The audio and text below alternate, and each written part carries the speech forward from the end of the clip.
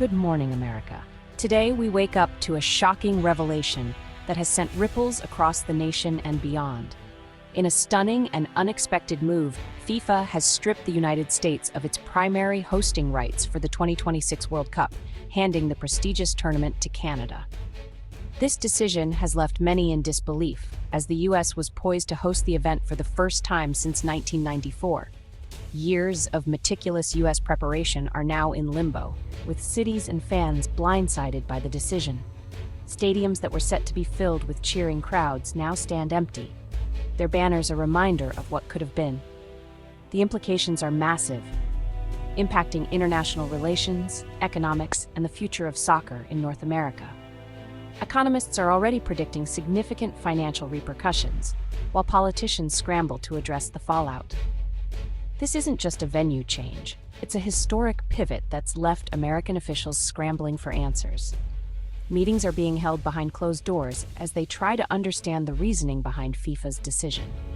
Canada, meanwhile, faces the monumental task and opportunity of hosting the world's biggest sporting event. The nation is abuzz with excitement as cities prepare to welcome fans from around the globe. The global reaction is one of disbelief and speculation. Why would FIFA make such a drastic change so close to kickoff? Journalists and fans alike are eager for answers, as theories abound. The dream of a seamless North American World Cup has fractured, replaced by a story of unexpected triumph for Canada and bitter disappointment for the U.S. The contrast between the two nations' reactions is stark. For fans and cities who invested millions, the news is a logistical and emotional bombshell. Construction crews have halted work, and city officials are left to pick up the pieces of their shattered plans. As the world watches, we'll unpack the story behind this unprecedented move. The coming days will reveal more about the motivations and consequences of this decision as the spotlight turns to Canada and the future of soccer in North America. To grasp today's shock, let's rewind to the United 2026 bid. The US, Canada, and Mexico joined forces, promising a united North American World Cup, with the US set to host the majority of matches. The US offered world-class stadiums and infrastructure, making it a safe, lucrative choice for FIFA. But behind the scenes, tensions grew over commercial rights, security, and visa assurances. FIFA demanded tax exemptions and unrestricted travel for all ticket holders, demands the US government resisted. The standoff escalated, eroding the spirit of cooperation and turning leverage into a power struggle. FIFA under President Infantino insisted on its standard hosting requirements. The US believed its market size gave it leverage, but FIFA wouldn't budge. This clash set the stage for today's announcement, transforming a partnership into a cautionary tale. The complexities of dealing with FIFA have never been clearer. At a high-stakes press conference in Zurich, the world's football media gathered, anticipation thick in the air. The future of the World Cup was about to be decided, and all eyes were on FIFA's leadership. FIFA President Gianni Infantino took the stage, his tone resolute. He declared that moving the tournament to Canada was not just a choice, but a necessity to safeguard the integrity and global spirit of the event. Infantino explained that the United States had failed to guarantee visa-free entry for all participants and fans, a core FIFA requirement. The lack of a unified commercial structure also threatened the seamless experience FIFA demands for its flagship event. Despite months of negotiations, the U.S. Congress refused to pass the sweeping legislation FIFA required. Lawmakers were unwilling to compromise on national policy, creating a fundamental clash with FIFA's vision of an open, inclusive tournament. In stark contrast, Canada's government acted swiftly. Within weeks, they provided all the necessary federal guarantees, demonstrating a willingness to adapt and collaborate with FIFA's global standards. Prime Minister Justin Trudeau personally engaged with FIFA leadership, assuring them that Canada would meet every requirement, from security to commercial rights, and ensure a welcoming environment for teams and fans from every nation. This flexibility and proactive approach became the decisive factor. Canada emerged as the compliant, reliable alternative FIFA needed at a critical moment. The existing shared infrastructure from the original North American bid made the transition feasible, allowing FIFA to maintain its ambitious plans with minimal disruption. Infantino's decision is more than a logistical move. It's a bold power play, sending a clear message to the world. FIFA's rules are non-negotiable, and its authority is absolute. No single country, no matter how influential, is bigger than the World Cup itself. The tournament's values and global reach must come first.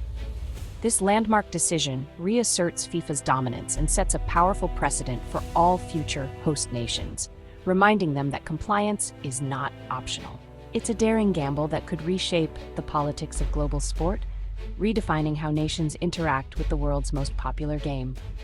With Canada now the primary host, the World Cup map has been redrawn.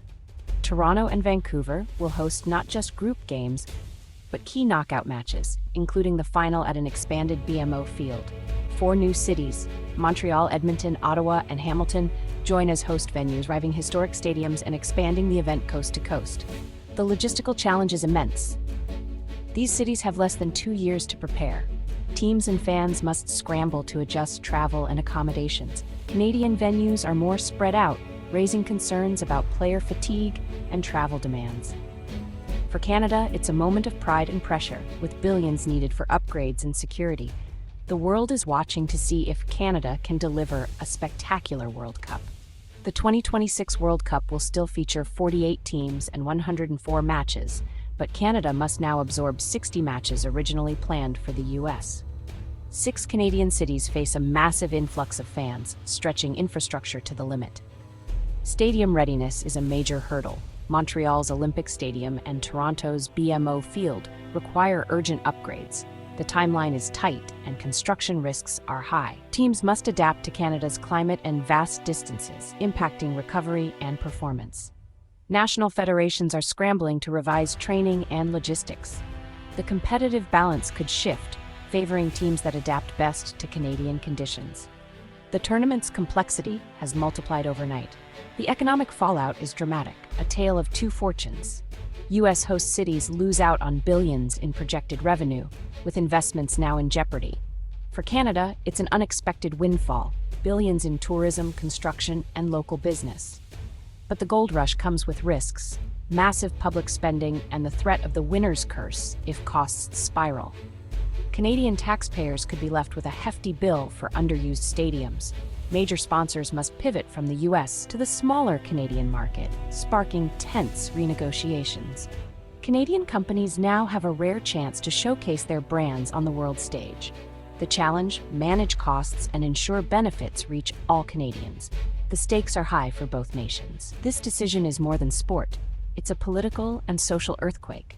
In the US, the reaction is embarrassment and anger, with blame flying between officials and calls for investigations. The move is seen as a blow to American influence and a challenge to its global standing. For Canada, it's a nation-defining moment, a chance to project openness and diversity to the world. Trudeau calls it Canada's moment, but controversy simmers. Indigenous groups demand inclusion and benefits, while activists warn of displacement and social costs. The government faces pressure to ensure a positive legacy: affordable housing, workers' rights, and social equity. Diplomatic ripples strain US-Canada relations, with other nations watching closely. The decision could inspire smaller countries to bid for future events, seeing compliance as the key to winning. FIFA has proven that no nation is too big to fail. Soccer analysts across the country agree this is a major setback for the sport's growth in the United States. The missed opportunity to host the World Cup has left fans and experts questioning the future of soccer in America, and the disappointment is palpable among supporters and stakeholders alike. The lost World Cup is more than just a missed event. It's a lost chance to ignite a new generation of American fans and players. Without the global spotlight, the excitement that could have swept through neighborhoods and schools may now fade, making it harder to inspire young athletes to choose soccer over other sports. Youth participation rates and lucrative media deals may suffer as a result, while cities that invested in soccer infrastructure could lose momentum. The ripple effects might be felt in local economies, with fewer fans attending matches and less community engagement around the sport. For Canada, however, this is a potential golden age. Hosting the World Cup will inspire a generation of young players and fans, transforming the sport's profile across the country. The excitement is already building, and the sense of national pride is unmistakable. Investment in new stadiums, training facilities, and youth development programs could pay dividends for decades to come. Canadian soccer academies are preparing for a surge in interest, and the infrastructure being built now will support future stars. Major League Soccer now faces a split reality. Canadian teams are poised to surge in popularity and attendance, while U.S. teams may struggle to maintain momentum without the World Cup boost. The league's balance of power could shift northward. League officials and club owners must now find creative new ways to grow the sport in the U.S. market.